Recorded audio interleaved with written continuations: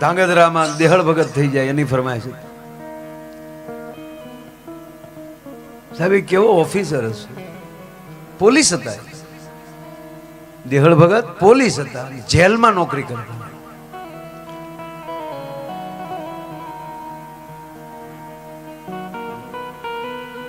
તો ઘણી વાર કહું ગૃહમંત્રીને કેવું છે કે આવા પોલીસનું ટેચ્યુ મુકાવવું જોઈએ. અત્યારે તો એની સમાધિનું મંદિર છે, બહુ આશ્રમ છે સારો. એમના દીકરા પણ એને ચીલે ચાલ્યા. દેહળ ભગતે એક પ્રસંગ કરેલો. ઓલી વાત તો બહુ મોટી થાય એટલે નહીં લઉં, પણ આપણે યાદ કર્યા એટલે એક નવો પ્રસંગ આપવો આપને. અને દુધરેજના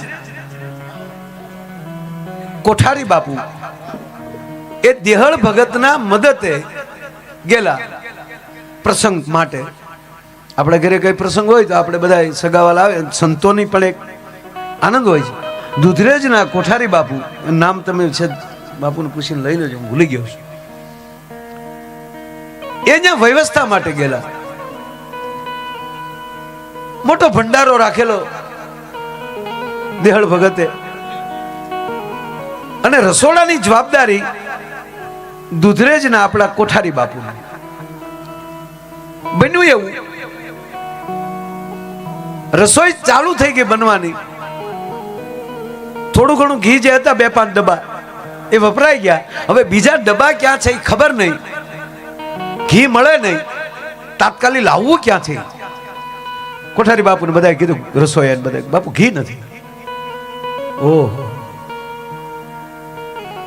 દેહળ ભગતના ગુરુ હતા ને એની વાઈવ હતી બાજુમાં. જો સાધુના ભરોસા જોવો, સંતોના ભરોસા જોવો કે હવે દેહળની આબરૂ એનો ગુરુ રાખે. જાવ એ વાઈવમાંથી ડબ્બા ભરી આવો. આ ખાલી ડબ્બા જે થયા છે ને ઘીના, જાવ એ વાઈવમાંથી ભરી આવો અને એના ગુરુનું નામ લેતા જાજો. અને દુધરેજનો સાધુ સાહેબ એ રસોડાના ખૂણામાં બેસી ગયા અને આંખમાં લી આહુડા, હે ઠાકર, હે વડવાળા, મારા દેહળની આબરૂ રાખજે. હે દેહળના ગુરુ, આજ આબરૂ રાખજે. સાહેબ ઈ પાણીના ડબ્બા વાયુમાંથી ભરાઈને બારા નીકળ્યા ને રસોડે પોગ્યા ને તો ઘી થઈ ગયું હતું. સાહેબ આમાં તમે બુદ્ધિ ન લડાવતા અને ચમત્કાર ન સમજતા, ઘટના બની ગઈ છે. રસોઈ તો થઈ ગઈ, માણસો પ્રસાદ લઈ નીકળી ગયા, પ્રસંગ પૂરો થયો. હવે દેહળ ભગત ને બેઠા છે. દેહળ ભગત કહે છે કે આહા, શું મારા ગુરુએ મારી ઉપર કૃપા કરી. ખૂબ માણસો અને આ બધા સંતોએ મને બહુ મદદ કરી. કઈ તમને તકલીફ તો નથી પડી ને? તાતે દુધરેજ થી પધારેલા સંત એમ કે છે કે દેહળ, અમે કાંઈ નથી કર્યું, તારા ગુરુએ, તારા ભજને તારી આબરૂ રાખે. મતલબ કે ઘી ખૂટી ગયું હતું. અરે બાપુ, હોય ઘી તો હતું, મેં મૂકેલું છે, અમને મળ્યું નહીં. તક તો રસોઈ કેમ કરી? કે પછી અમે તારા ગુરુને આરાધ્યો, વડવાળા દેવ અમારા ભગવાનને આરાધ્યો અને કીધું કે આ દેહળની આબરૂ રાખજો. અમે રસોડાની જવાબદારી લઈને બેઠા છીએ. હે અન્નપૂર્ણા, ભેરે આવજે. એમ કરીને તમારા ગુરુનું નામ લઈને તમારા ગુરુની વાયુમાંથી પાણીના ડબ્બા ભરી આવ્યા. ઈ ડબ્બા અહીંયા રસોડે પોગ્યા એટલે ઘી થઈ ગયા. એ ઘીની રસોઈ કરી. તા તો રોઈ પીડ્યા દેહળો. આહા, એને ધક્કા નો થાય એટલે તો મેં નોકરી મૂકી. અને અહીંયા ઘી હતું એમ કરીને લઈ ગયા કોઠારમાં. અહીંયા ઘી પીડ્યું. તક તો હવે તક જાઓ, હવે ઈ ડબ્બા વાયમાં નાખ્યા હો. અને સાહેબ ઈ ડબ્બા પાછા વાયમાં રેડ્યા તો પાણી થઈ ગયું. મારો કહેવાનો અર્થ એ છે, કોઈક સાંભળતું હોય ને, અને જ્યારે તમે ધ્યાન તમારું એક કોઈ વયું જાય એક સાથે ક્યાંય, અને જેવું તમે એ સાંભળવાનું બંધ કરો, ધ્યાન તૂટે એટલે અમને અમારો શબ્દ ફટ દઈને પાછો આવે. અમે ભલે આંખ બીચી આંખ ઉગડી જાય, પણ તમે જેમ સાંભળતા હો તો અહીંથી ખેંચાતો હોય એવો અનુભવ થાય. સમજાય? ગાયને ખબર પડી જાય કોણ દોવે છે. પ્રાહવો મળે મૂકવા, અને હાથમાં ફેર પડે તો પાટું મૂકે.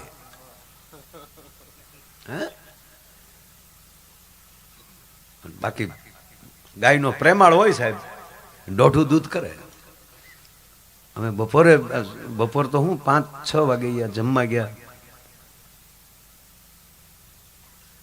ત્યાં ગાયું હતી.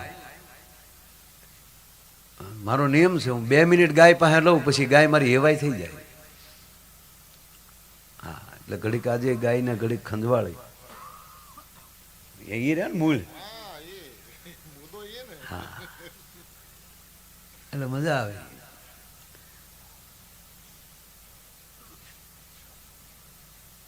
બધા કેવા શાંતિથી.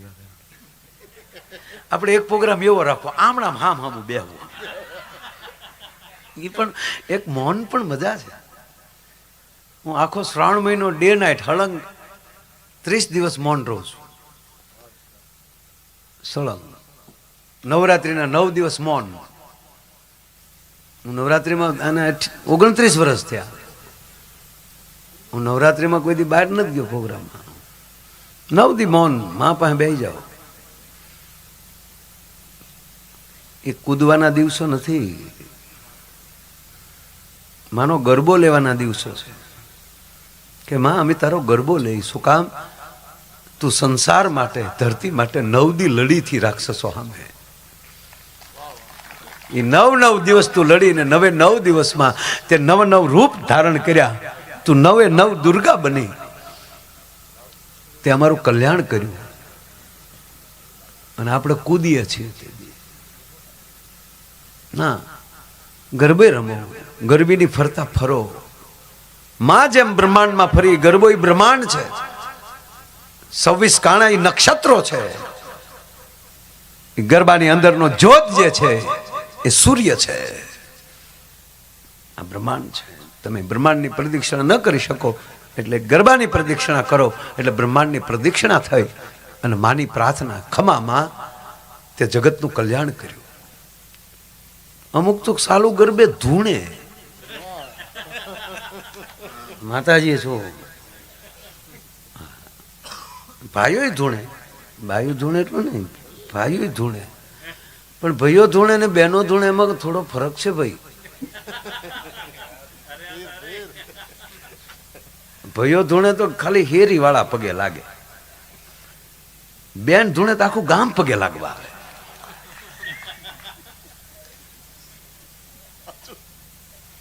પણ મુંજાય કોણ એમાં મુંજાય કોણ જાય ખબર? બેનનો પતિ. આખું ગામ પગે લાગતું, હે માં, હે માં. આને શું કરવાનું? એ સ્વયંસેવક થઈ જાય, વ્યવસ્થાપક. એ દૂર ઉભો રાડ્યું નાખતો, એ લાઈનમાં પગે લાગો ને ભાઈ, એ ભાઈ ગળતી કરો માને, પવન આવવા ગયો ને તમારી માને ગરમી થાય છે ભાઈ. એ આખેલી પગે લાગ ને, એ ધૂળમાં દે પકડી ભાઈ. તમારી બહુ ધૂણા જયારે આવી, અમે તમારા ઘરે ભલામણ ઘરમાંથી ગોલકી કરો, અમે જોયેલું છે. આખું ગામ પગે લાગીને હોઈ ગયું, તો એ બેન તો ધૂણતા.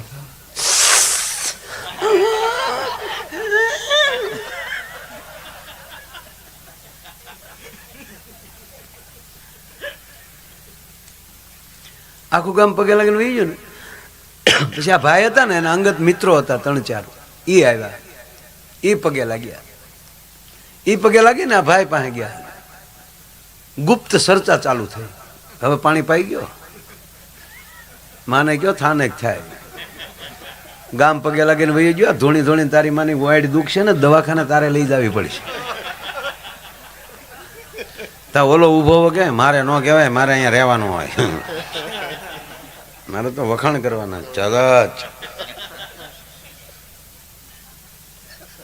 તમે મિત્રો કે દે કામે આવો, તમે જાઓ પાછા. ઓલા પાછા ગયા, પાછા સારે પગે લાગ્યા. માં ખમા કરો, સ્થાનક થઈ જાઓ.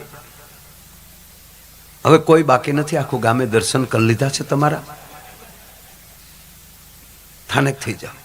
હવે કોઈ બાકી નથી કીધું નો અવતાર વધ્યો.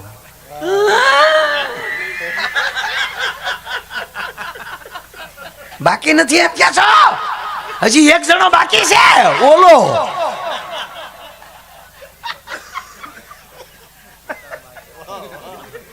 ઓલા ચારે ઓલા પાસે ગયા, એને કીધું તારું કે તારી માં.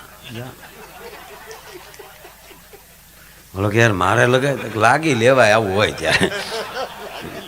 અને આમથી કોઈ ઘરે ન હોય ને એકલો હોય ત્યારે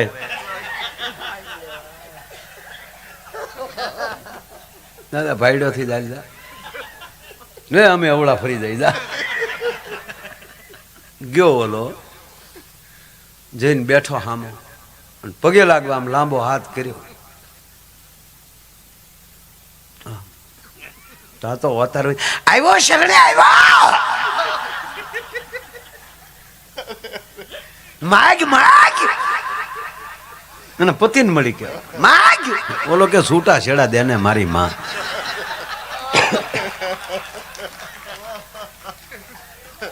આપણા જેટલા મઢ, જેટલા આપણા સ્થાનો એટલા ભૂવા હોય જ, એ સત્ય છે. શક્તિપાત થાય, સૂક્ષ્મ સ્વરૂપે માં એને સ્પર્શ કરે છે એટલે એને વાઇબ્રેશન આવે છે. એને હું સ્વીકારું છું, કારણ કે માં પોતે વાત નથી કરી શકવાની એટલે એક ભૂવો આપે છે. સાચું નામ છે બુવા, ફૂઈ. ફૂઈ જેવો માં જેવો થઈ ગયો બુઆ. મારો પરિવાર મને માનનારા મારી સાથે ડાયરેક્ટ વાત નહીં કરી શકે એટલે મારા પ્રતિનિધિ તરીકે આને સ્થાપું છું. એ છે આ ગમનભાઈ આપણા માને પૂછ્યા વગર કોઈ દી ડગલું બહાર ન નીકળે. કરોડોની આવક, લાખની આવક થાય તો આ ઉપાસના છે. એની કોઈ ટીકા નથી કરતું, પણ અમુક ખોટાઈ છે. દૂધ પાણી વાળું મળે છે તેનો અર્થ એ છે પાણી તો દૂધ તો છે, નગર પાણી નાખવું એમાં. એમ ખોટા છે તો ત્યાં સાચા તો છે, નહીતર ખોટા નહીં થાવું શું કામ? પણ ખોટાને લીધે ક્યારેક સાચો નંદવાતો હોય છે. એવું એકના લગ્ન થયા, ભૂવો શું કરી શકે કહું તમને. સૌરાષ્ટ્રની રસધાર વાંચી લેજો. લગ્ન થયા પણ જે દીકરો હતો એ કિન્નર હતો જન્મથી, પણ પરિવારે બહાર પાડેલું નહીં. દીકરાના જ કપડા પહેરાવતા, એકનો એક દીકરો એટલે સમાજના અંદર પોતાનો માભો ન તૂટે એ માટે કોઈને કીધેલ નહીં. લગ્ન થઈ ગયા. પરિણાની પહેલી રાતે એ પુરુષ ઓરડે આવે છે અને જે દીકરી પરણીને આવી, જે કન્યા હતી, એની હાના હાથ જોડે છે. સાંભળો છો? મેં તમારું જીવન ઝેર કર્યું. એકબીજાના પરિવારને શરમે હું કઈ બોલ્યો નહીં, મને બોલવા દીધો નહીં, પણ તમારું જીવન ઓળમાં મુકાઈ જાય એ મારે ન કરવું જોવે. હું પુરુષ નથી અને સ્ત્રી પણ નથી. ત્યારે દીકરી કહે છે હા મેં, એમાં શું થયું? એમાં શું વાંધો? બે ભજન તો કરી શકશું ને જગદંબાનું. અને હું તમને વચન આપું કે આ ઓરડાની બહાર બીજે વાત નહીં જવા દઈએ. પણ મેં ફેરા તમારે હારે હું ફરી છું. મારી ચૂંદડી ન બદલાવો સાહેબ, આનું નામ જીવન. દીકરી માનતી નથી. પુરુષ પગે લાગે છે કે હું તને પગે લાગુ, મારે લીધે તારી આવી પ્રતિજ્ઞા ન લેતું. અને છતાંય દીકરી માનતી નથી. આ રાતનો ભાગી જાય છે, ગામ છોડી દે છે. સવારમાં પરિવારને ખબર પડે છે આવી ઘટના બની છે. દીકરીને ફોહલાવી દીકરીના માવતર પાસે મૂકવા જાય છે અને કહે છે મારા દીકરાને કંઈક મગજમાં ફેર પડી ગયો, રાતનો વયો ગયો છે, હવે મળે ન મળે આ દીકરીને તમે સારું ઠેકાણું જોઈને આપજો. પેલા લજ્જા હતી, શરમ હતી, દીકરી ઘૂંટલો ઘૂંટી ગઈ. કરે સમય જાતા આની રાહ તો જોવે છે પણ આ મળતો નથી. અને અંતે દીકરીના પરિવારે સારું ઠેકાણું જોઈ અને એને પરણાવે છે. આ પરણીને ત્યાં જાય છે, પુરુષ ઓરડે આવે છે ત્યારે દીકરી ઊભી થઈને કહે છે આપ મને પછી મારા ઘરે મોકલી ગયો. કેમ? મારે બીજાની ઓઢણી નથી ઓઢવી. મારા જેની હારે લગ્ન થયા છે હું બીજાને પડખું કેમ આપું? ઓલો જે હતો એ રાજીના રેડ થાય છે. શાબાશ શાબાશ, ઘરે ન મોકલું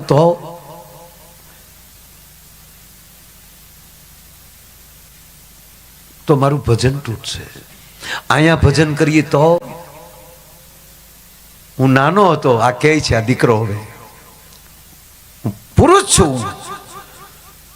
પણ હું નાનો હતો ત્યારથી આ મઢ મારા ઘરે છે. પેલા મારા બાપુજી ભૂવા હતા અને પછી મને ઈચ્છા થઈ હતી કે હું ભૂવો થાઉં ને પછી હું ભૂવો થયો. અને ભૂવો થયા પછી મને એમ થયું મારે હવે ભણવું નથી, પણ પરિવારને હું ના પાડી શક્યો. મારે બ્રહ્મચર્યની અંદર રહેવાનું, ભગવતીની પૂજા કરવાનું મને સંપૂર્ણ ઈચ્છા. માતાજીએ મને જોતું થયું પાત્ર મારી ઘરે મોકલ્યું. આજથી હું ભા ને તું બેન, પણ કોઈને ખબર તો હવે બે ભજન કરીએ. પાછી હું જાય તો પાછું ઓલું ત્રીજું ઠેકાણું કુગોત છે શરમમાં. ઓરડા બાર વાત ન ગઈ. થોડાક વર્ષ માથેલી વહી ગયા, 2-3. આ બરોબર સવારમાં શિરામણ કરી માતાજીને, એનો મઠ હતો, માતાજીને ધૂપ દીવા કરી, માની 2 માળા કરી અને પોતાનું હાથી લઈને માણા વાડીએ વયો ગયો. અને આયા બરોબર ઘરનું બધું વાસિંદા કામ પતાવી અને પાણીની 2 શેલી હેલ ભરવા માટે ગામને પાદર જે આવે છે, પેલા ગામને પાદર પાણી હેડેથી પાણી ભરવાનું, ત્યાં એક પાગલ માણસ દાઢી વાળ વધી ગયા, લથડતો ઊંચું જોતો નથી, પાણી પાવ. દીકરી ગાગર હીચી પાણીની અને આમ જ્યાં પાણી પાવા ગઈ અને ઓળખી ગઈ, કા પાણી પાયું. માથે હેલ લીધી, એક બાવડે એને પકડ્યો. હાલો હું તમને જમાડું, ભૂખ લાગે? હા મારે ખાવું છે, હા મારે ખાવું. આ ઓળખતો નથી આ કોણ છે. ઘરે લઈ જાય, ગામના વાણંદને બોલાવી, નાઈને બોલાવી એની દાઢી હજામત કરાવી, ઊનું પાણી મૂક્યું, ઠીક રે કહી નવરાવ્યો, ખૂબ ખવરાવ્યું, 2 તાહળી દૂધ પાયું. ભૂખ્યો હતો, થાકી ગયેલો હતો અને ઘણા સમય આવી રીતે નાહ્યો. પોતાના ધણીના, જ્યાં દીકરીના ભણેના કપડા હતા એ નવા પહેરાવ્યા અને ઢોલિયો ઢાળી દીધો. ઘસઘસાટ ઊંઘી ગયો. આ ભાત લઈને વાડીએ વહી ગઈ, ઓરડો બંધ કરીને. હેતે જમાડી અને પછી એના ધણીને કહે છે આજ થોડાક વહેલા ઘરે આવો. કેમ? મહેમાન આવ્યા છે. હે? મહેમાન આવ્યો છે. આવી હાલતમાં હતો, મેં એને જમાડીને હુવડાવ્યો છે. આવે છે આ પણ નાઈ ધોઈ દી આથીમાં ગાયના સાણના સાણા લીધા, બરોબર એમ કહેવાય કે એને તપાવ્યા ને એમાં ગૂગલ નાખ્યો ને ભગવતી આમ ધૂપિયું ફેરવતો બોલ્યો કે માં મેં તારી પાસે કોઈ દી નથી માગ્યું કાંઈ, અને હે ભગવતી મેં તને અકારણ કોઈ સ્વાર્થ વગર મેં તને ભજી હોય, અને આજ પહેલી વાર તારી આગળ તારો પોઠિયો તારો ભૂવો આજ ભીખ માગે છે કે મારા ભેરુને પુરુષ બનાવી દે. એમ કરીને બે પગ વચ્ચે લીધો, ખમા ખમાક મળ્યો કરવા, અને બાપુ 4 થાપા માર્યા વાહમાં ને પુરુષ થયો ભાઈ. અને ભાન આવી ગઈ, બસ મારા બાપ, એ જગદંબા બસ. કે બસ નહીં, હવે રાત રોકાઈ જા અને હવારમાં આના કરિયાવરના ગાડા ભરીને તારા ઘરે મારે તને મૂકવા આવવો છે સાહેબ. અને માણસે એના ઘરે પાછો મૂકી ગયો, અને ભગવતીની કૃપાથી દીકરાની વહુ નહીં દીકરો પણ પાછો આવ્યો. આ સૌરાષ્ટ્રની રસધારમાં મેઘાણી લખે છે, આ ખોટી અફવા કે પરચા મેઘાણી ન લખી શકે. કહેવાનો અર્થ આ તાકાત છે માતાજીના ભુવાઓની, એને આપણે ભાવથી ભજીએ એ આપણા માટે મજાક ન થઈ જાય. ભુવા પણ ધ્યાન રાખે કે સત્ય સાથે ઉપાસના સાથે રહીએ અને આવા કાર્યો કરીએ. મત જનની નહૈયામાં પોડંતા પોડંતા પીધો કશું બીનો રા.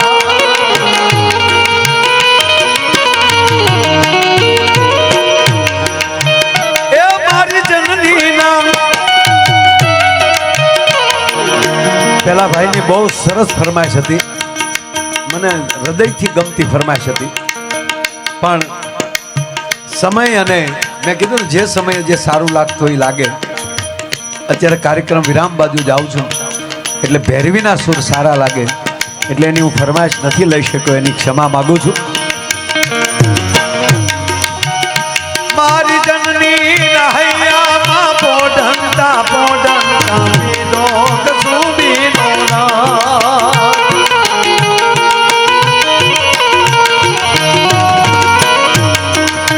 હે માના ધોલા ધાવણ કેરી ધારાય ધારાય પાનો કશું બીનો. ઓ રાજ મને લાગ્યો, ઓ રાજ મને લાગ્યો, ઓ રાજ મને લાગ્યો કશું બીનો.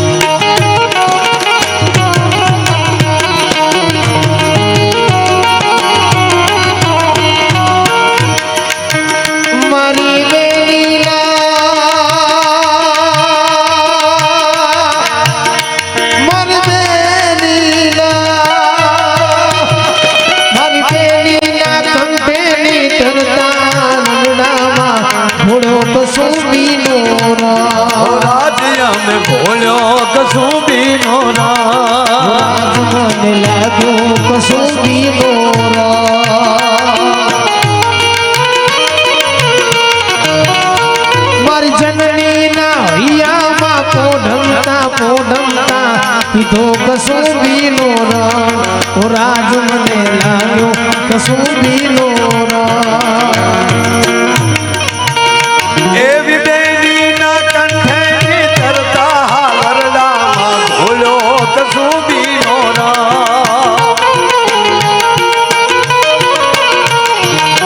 એ મારી બેનીના એવી બેનીના કંઠે તરતા હાલરડામાં ભૂલ્યો કસુંબીનો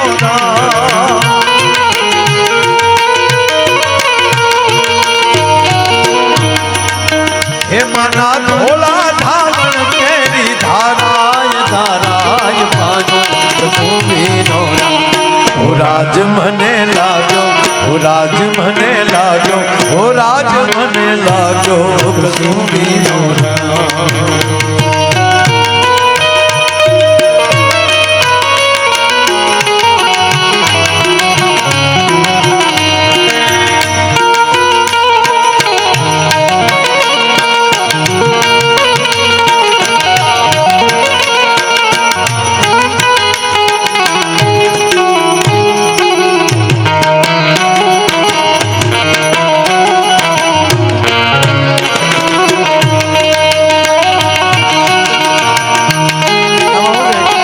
રાજી રે એવું કોક હોય તો એ વગાડાય.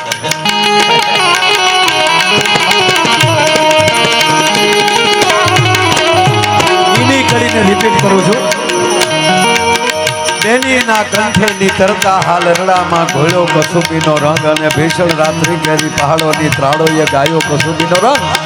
પણ એવા ભક્તોના તંબુરથી ટપકેલો મસ્તી ભર ચાખો કસુંબીનો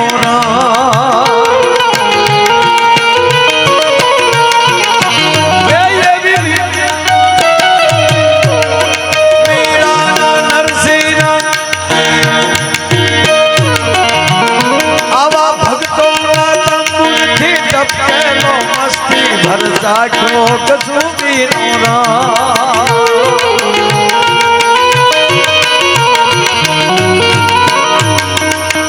ભક્ત બીજ પલટે નહીં, ભલે ઝુક જાય આનંદ. ઈ તો 18 વરણમાં અવતરે આખર સંતનો સંત. જલારામ બાપા લુહાણા પરિવારમાં જન્મે. એમના ગુરુ જલારામ બાપાના ગુરુ એટલે ભોજલરામ બાપા એ પટેલ પરિવારમાં જન્મે. નરસિંહ મહેતા બ્રાહ્મણના ઘરે જન્મે. મીરામાં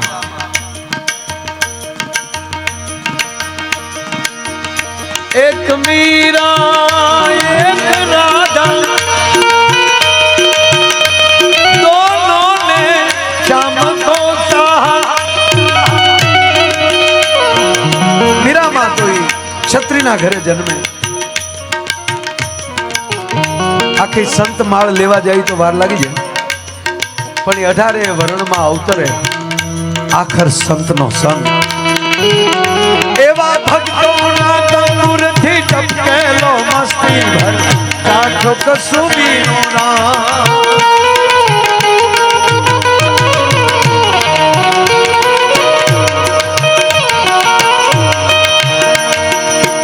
એવી વાલી દિલદારોની પગની મહેંદી પરથી ચૂનો કસુંબીનો.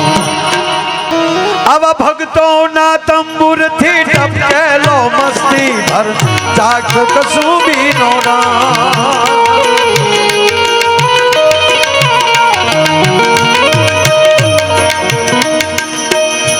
એવી વાલી દિલદારોની પગની મહેંદી પરથી ચૂનો કસુંબીનો રંગ. ઓ રાજ મને લાગ્યો ઓ રાજ મને લાગ્યો ઓ રાજ મને લાગ્યો કસુંબીનો.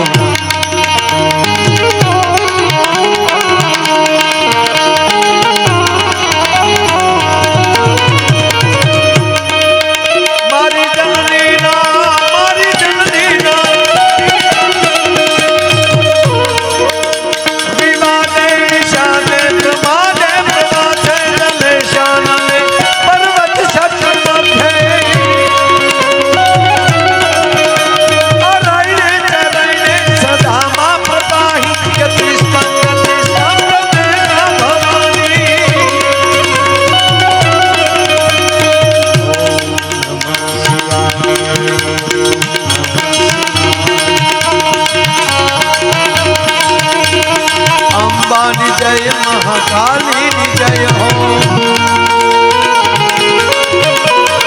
અંબાની જય મહાકાલીની જય હો જાની રાશિમાં મિયાની જય